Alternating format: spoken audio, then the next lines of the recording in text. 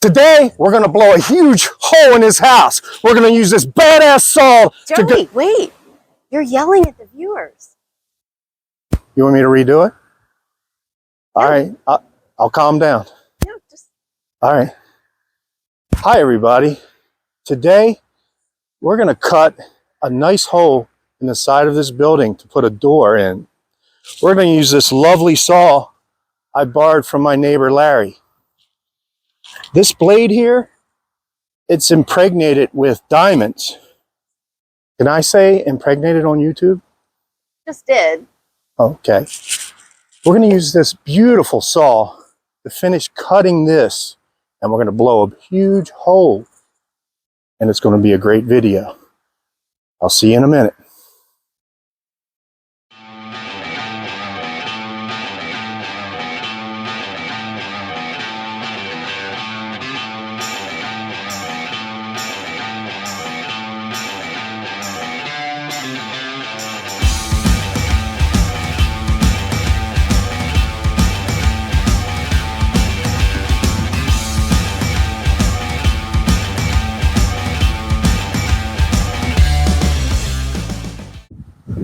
Hey everybody, I'm back. Yes, today we are going to put a hole in the side of this building. I have to put a door in, and it is an odd situation, and I'll show you what I'm talking about. So this is a garage, 1960s home, and this garage unit is being converted into living space. So what I have here is I made cuts, and I'd already made cuts with the saw, the diamond tipped bladed saw. And what I started doing originally was putting in, it's going to take this brick out piece by piece and teeth the new brick in to butt to the door frame. Back off a little bit so you can see. And what I decided is, since this house is painted, it has a textured brick. And the reason I was originally going to teeth it in is because when you make a cut on brick, you lose the finish of the brick on the edge, you lose the mortar joint, and what it looks like when you're done, it looks like somebody just took a saw and cut it in. It doesn't look like what you see when brick wraps around a corner and has the same texture on the end. So what I decided is, this texture I can recreate. And I decided to do this because, as you can see, this is a very odd situation. This garage was built almost like a hurricane shelter. It's got 4-inch block all the way up to the roof behind this brick. And what has happened is this brick is kind of locking in to the block. Typically, when you strip brick from a house, you get a wood wall with maybe plywood and some tar paper. Pulls right away from the house, might have some brick ties, things like that. But this is kind of adhering to the block work. And the problem I was having is, I was taking an air chisel and I was chiseling out bricks. This would take forever, really. I mean, I'd like to save these bricks. I use them, and I'm going to show you what I'm talking about, where I use them. So I've abandoned teething the brick, removing certain bricks and teething them. I drilled holes in the mortar joints to make it easier.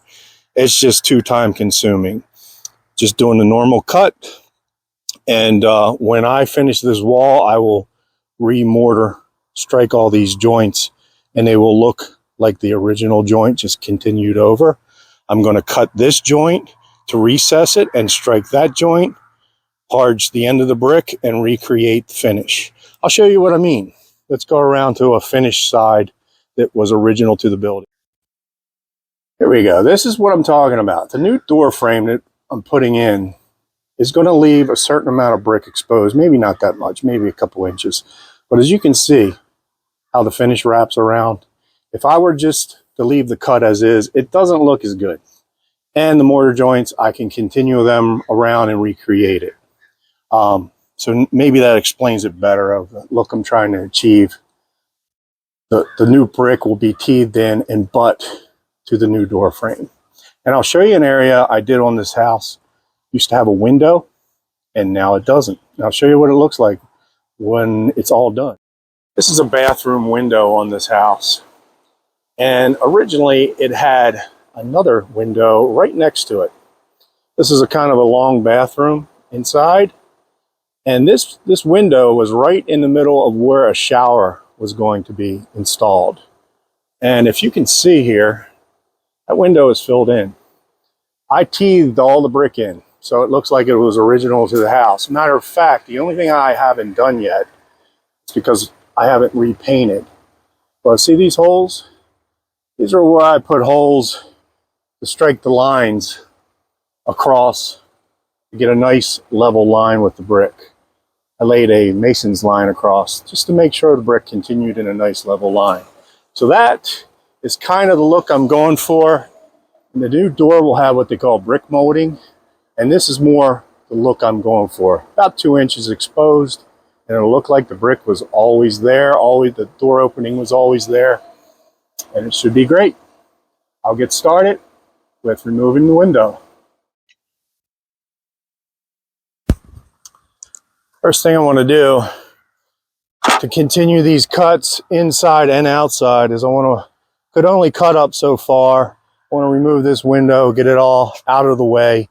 A lot easier to get this masonry unit out.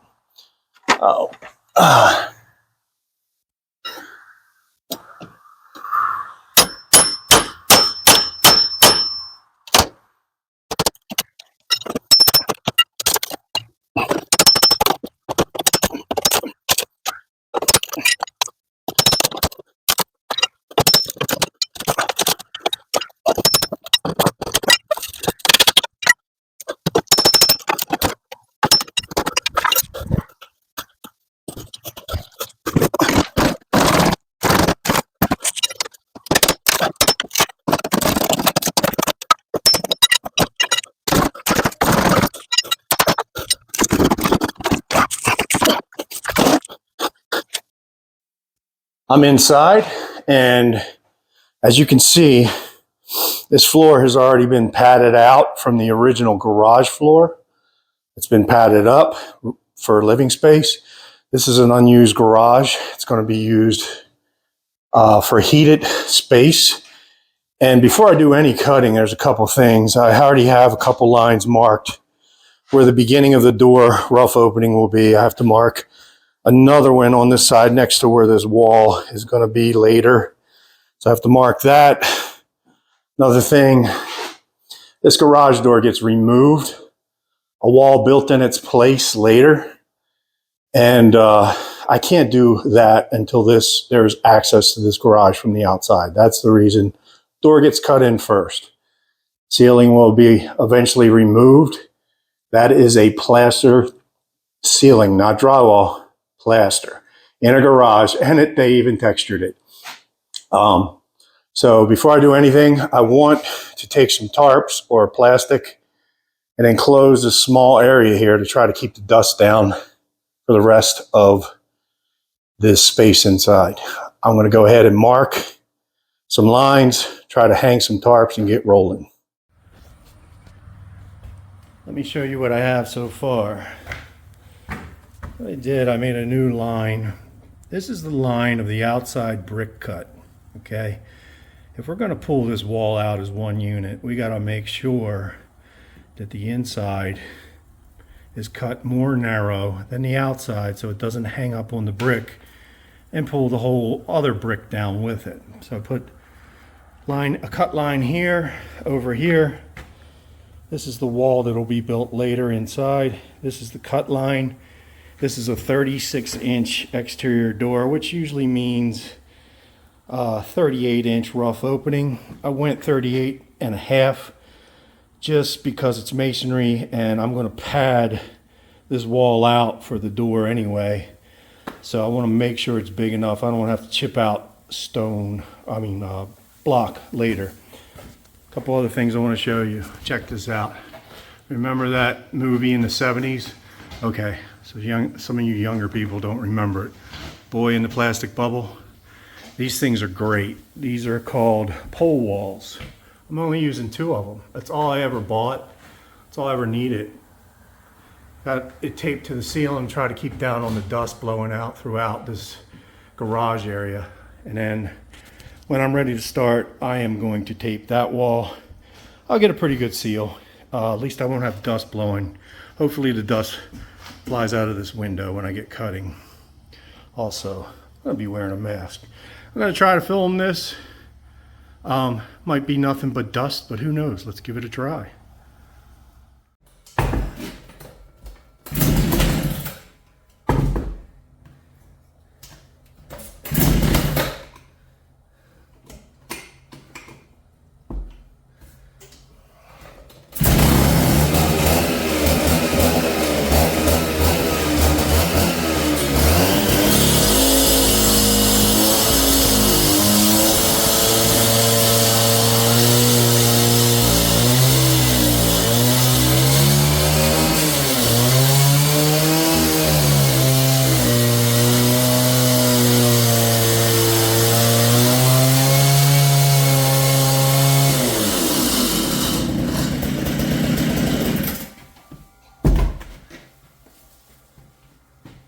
Hand me some glasses.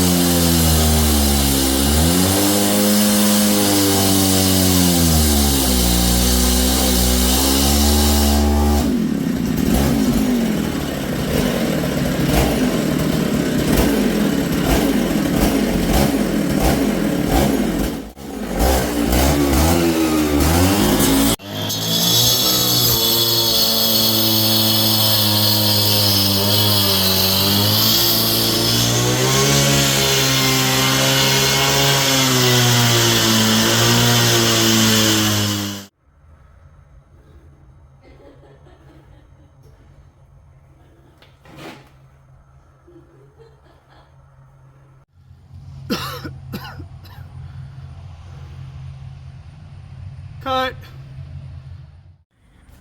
Finally, the outside cuts were never cut all the way through because the window was in the way, and I got to cut a little deeper on the bottom cut after taking some final measurements. I'm going to go ahead and do that now.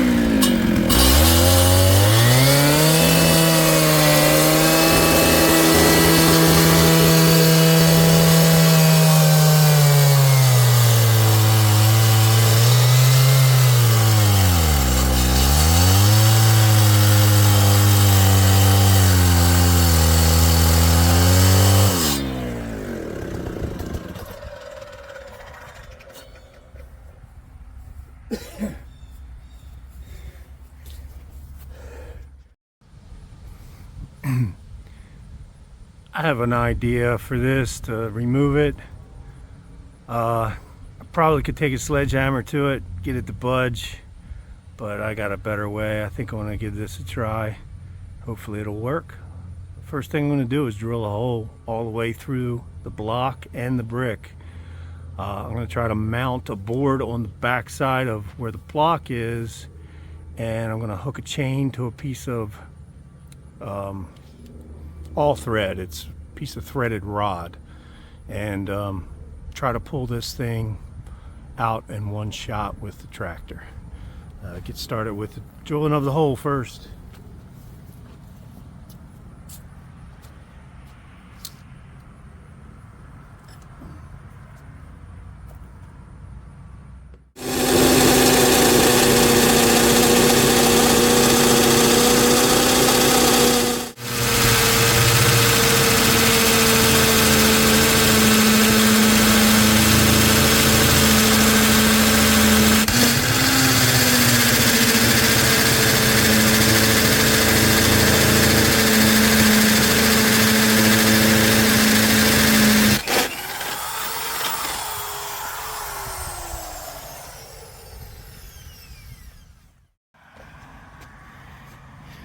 I drilled the hole, and this is threaded rod, 1/2 inch threaded rod, goes all the way through to the other side.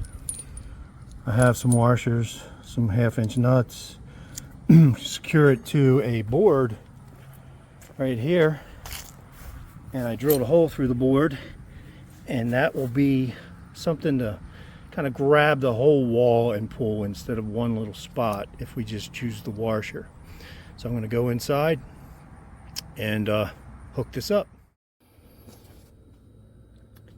Here's the setup. I got just a scrap 2x4 running the length or the height of the wall. I put the threaded rod, big washer, and a 1/2 inch nut. I'm going to go on the other side and hook a chain to this threaded rod. The idea is for this 2x4 to help grab the entire wall and pull and drop. If I just did that little threaded rod and a washer, it may not. It may just try to pull the middle out. So we'll give it a try, see if it works.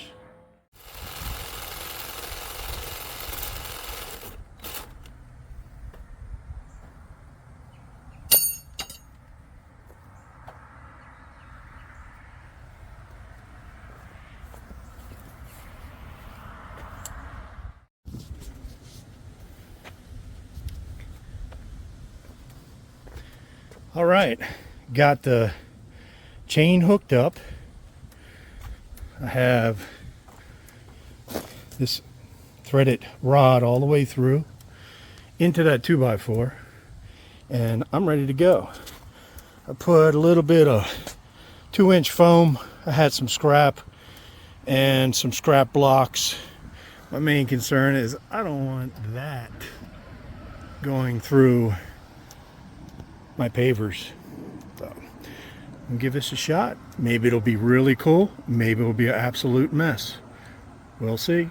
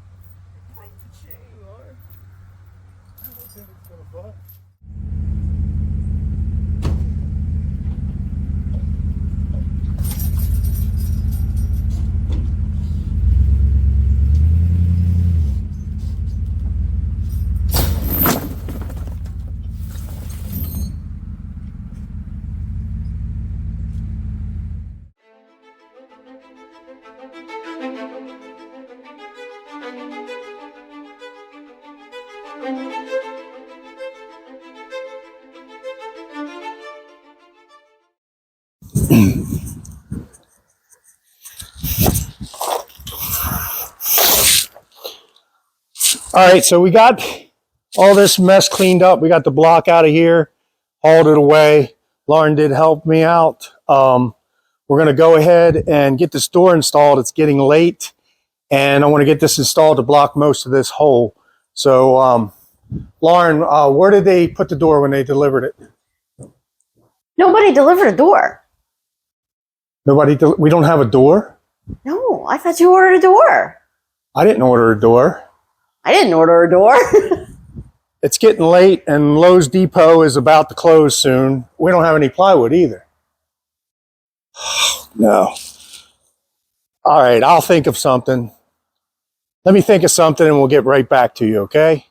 I got to get this problem solved. I got to go on a business trip tomorrow morning and fly out of here. So I think we got the issue resolved.